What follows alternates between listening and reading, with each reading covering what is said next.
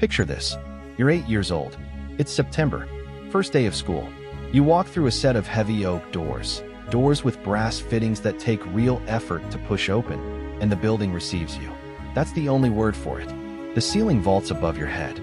Morning light pours through tall windows and lands in warm rectangles on a floor made of something solid, something that sounds different under your shoes than sidewalk does. The hallway smells of chalk and old wood, and something vaguely institutional that you will associate, for the rest of your life, with the feeling of beginning. The walls are thick. The stairs are wide. Everything about this building communicates, without a single word, that what happens here is serious. That you are serious. That the people who built this place believed, genuinely, structurally, in poured concrete and carved limestone, that you were worth the effort. Now picture this. You're 8 years old. It's September, first day of school. You walk through a glass door in an aluminum frame. The ceiling is a grid of acoustic tile, 2 inches above your head, humming with fluorescent light the color of mild illness. The floor is linoleum. The walls are painted cinder block, and the paint is the particular shade of beige chosen by someone who is actively trying not to make a decision. Everything echoes slightly wrong. Same country, same promise, completely different message. Something happened between those two buildings. One emergency, one program, one catastrophic miscalculation, and almost no one noticed when it changed. Quick pause. These documentaries take weeks of research to build right. No studio, no algorithm bait, just obsessively sourced history. If this is the kind of content you want more of, subscribe now. We're building something here, and early subscribers are the whole reason it survives. Takes 2 seconds. Helps more than you know. All right, back to it. To understand what went wrong with American schools, you have to understand what American schools once were. Not as a romantic idea, but as a physical, documented, measurable reality. Walk into any American city built before 1940 and find the public school. Not the private academy, not the university. The neighborhood public school, built for the children of immigrants and factory workers and domestic laborers. In Detroit, in Baltimore, in Cleveland, in San Francisco, in New Orleans. Look at it. Really look at it. You'll find a building that was designed by an architect, an actual, named, accountable human being who had studied proportion and light and the relationship between space and thought. You'll find brick-laden patterns, not just stacked. Windows sized and positioned with deliberate attention to the angle of the sun at the latitude of that specific city. Ceilings high enough that 30 children breathing in a room don't immediately consume all the available oxygen and settle into the particular stupor that teachers still mistake for laziness. These buildings were built to last a century. Many of them have. They were built this way for reasons that went beyond aesthetics. The school reformers of the late 19th and early 20th centuries, figures like Horace Mann and later the philosopher John Dewey, held a conviction that shaped every brick. The environment is the curriculum. What a child sees, touches, and moves through every day for 12 years is not the backdrop to education. It is education operating at a level below the conscious processing of any lesson plan. A child who spends 8 hours a day in a building with proportioned windows, solid materials, and corridors that feel like the corridors of a place that matters is receiving a message about her own value. A child who spends 8 hours in a fluorescent box is receiving a different message entirely. The schools of the Golden Age were also built with community in mind. Auditoriums that could seat the neighborhood. Libraries with reading rooms separated from the noise of the main corridor. Gymnasiums with natural light from clear-story windows near the ceiling. Courtyards, gardens, rooftop spaces. These were not luxuries. They were a statement of civic philosophy, that democracy requires citizens who believe they are worth investing in. That philosophy had a shelf life, and when it expired, it didn't announce itself. The year is 1957, October 4th, to be specific, and the United States just lost, in the most visible and humiliating way imaginable, the opening round of the space race. Sputnik, a metal sphere the size of a basketball, beeping its way around the planet every 96 minutes, launched by the Soviet Union and visible from American soil on a clear night. You could go outside and watch it pass over your house. Millions of Americans did. And what they felt, looking up at that moving light in the sky, was something they hadn't felt since Pearl Harbor. Fear. Not abstract, geopolitical fear. Visceral, personal fear. If Soviet rockets could put a satellite in orbit, Soviet rockets could reach American cities. And if Soviet science was that far ahead, the conclusion cascading down from that fact was that Soviet schools were producing better scientists, better engineers, better mathematicians than American schools were. Congress did not respond slowly. The National Defense Education Act landed in 1958, the most significant federal intervention in American public education to that point in history. And with it came an enormous wave of federal money designated for school construction, science labs, mathematics programs, and foreign language instruction. Here is where the disruptor enters. His name was not a household name, but his influence on what American schools look like, literally, physically look like, is almost impossible to overstate. The federal money created an unprecedented demand for school buildings. Thousands of them, built quickly, built cheaply, built at a scale that the traditional model of architect-designed civic buildings simply could not meet. And into that gap stepped a new kind of player, the educational facilities contractor. Companies that specialized not in designing schools, but in replicating them. That could take a standardized plan, approved by a state education department, pre-engineered for speed of construction, and reproduce it in city after city, county after county, with the efficiency of a production line. The logic was airtight, given the pressure of the moment. You needed schools. You needed them fast. You needed them in quantities that made bespoke design financially absurd. The standardized school building was the rational solution to a genuine emergency. What nobody stopped to ask, because there wasn't time, because the Soviets weren't waiting, because the baby boomers were already in kindergarten, was what else the standardized solution was optimizing away. It was optimizing away the architect's attention to that specific city's latitude and that specific building's window orientation. It was optimizing away the skilled masonry that required months of labor by craftsmen who charged accordingly.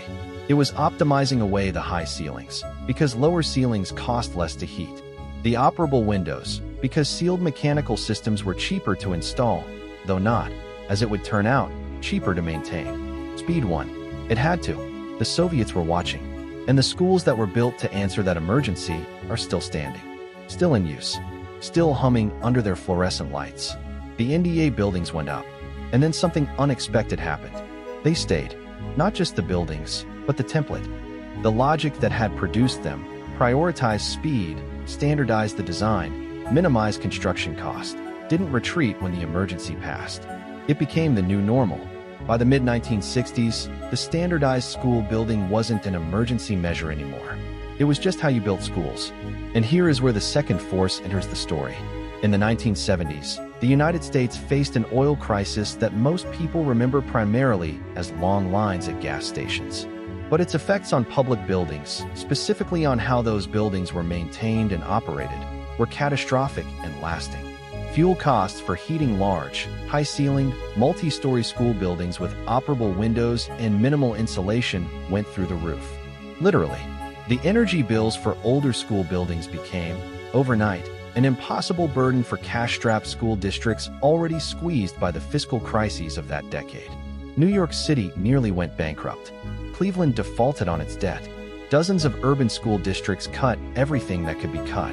What got cut, specifically, was maintenance.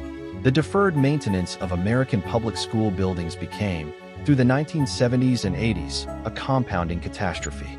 Roofs that needed replacing were patched instead. Boilers that needed replacement were repaired. Windows that had rotted in their frames were covered with plastic sheeting. The buildings aged without care, and they aged badly.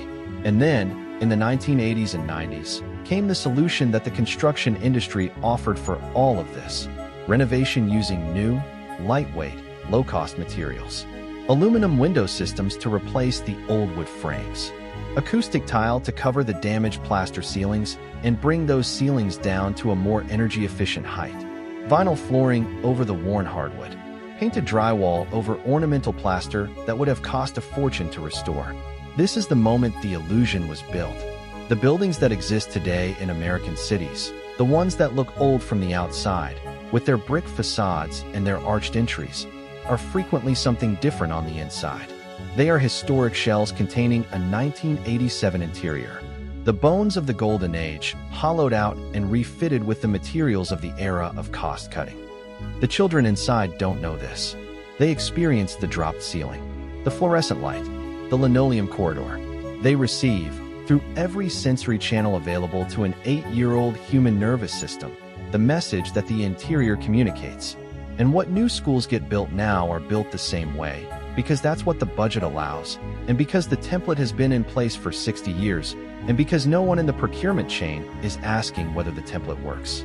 The craftsmen who knew how to build the other kind of school are gone. The skills are gone. The supply chains are gone. What remained was the habit of building schools that look like logistics problems. Here is the hidden truth that you walk past every day without seeing it. The American school building is, in most cases, a performance of education rather than a container for it. It has the square footage. It has the rooms labeled with their functions. It has the gymnasium and the library and the science lab. But the physical environment, the quality of light, the acoustic properties of the space, the sensory texture of the materials, communicates something that contradicts everything the curriculum is trying to say. And this is not a matter of aesthetics. This is not about whether beige is a nice color. The research literature on learning environments has spent 40 years documenting, with increasing precision, exactly how the physical qualities of school buildings affect the cognitive and emotional function of the children inside them. The Holistic Evidence and Design Study, conducted at the University of Salford and published in 2015, tracked 3,000 students across 27 schools over a full academic year. It found that the physical environment accounted for 16% of the variation in academic progress, a figure that dwarfs the effect size of most educational interventions that receive vastly more attention and funding. 16%. From the building, natural light was the single most powerful factor. Students in classrooms with generous, well-positioned natural light progressed 20 to 26% faster in reading and mathematics than their peers in artificially lit rooms. This effect held across socioeconomic groups, across subject areas, across teacher quality variables. The fluorescent tube, the solution that seemed cheap and practical and was adopted at scale in the 1960s, produces light in a spectrum that is measurably worse for sustained reading than daylight. It flickers at a frequency that is below conscious perception but within the range that neurological research suggests may contribute to eye strain and attentional fatigue in extended exposure. We know this now. We have known it in pieces for decades. The acoustic problem is equally well documented. The open-plan school, a design trend of the 1970s that briefly replaced walls with learning pods before being quietly abandoned when the results came in, produced classrooms where speech intelligibility was so poor that children with any degree of hearing difficulty, or simply children seated more than 3 rows from the front, could not reliably hear their teacher. Reading development in these environments was measurably impaired. The open-plan schools were renovated back into walled classrooms. But the renovation budget didn't run to high ceilings or hardwood floors. It ran to drywall and carpet and the ubiquitous acoustic tile, which absorbs sound but also absorbs light, pressing down on both in a way that produces the particular institutional flatness of every school cafeteria and library you've ever been in. The modern American school is a series of solutions to the problems created by previous solutions, each one cheaper than the last, each one optimizing for the measurable and immediate while degrading the immeasurable and long-term. The children inside are not failing to learn. They are learning in conditions that were never designed for learning. They were designed for throughput. Here is the question I want you to sit with. Not, why did we stop building beautiful schools? We've answered that. One satellite, one emergency, one wave of federal money that set a template, and 60 years of compounding cost-cutting that calcified the template into assumption. The deeper question is, what does it mean that we can look at the buildings we give our children, the places where they spend the most formative hours of their most formative years, and find them adequate? Because at some point, the conversation stopped being about buildings. It became about what we believe children are. Are they minds being formed? In which case the environment of their formation matters enormously. Or are they units of educational throughput? In which case the building just needs to be functional enough to process them from grade to grade without breaking down. The Golden Age school said one thing. The standardized school says something else entirely.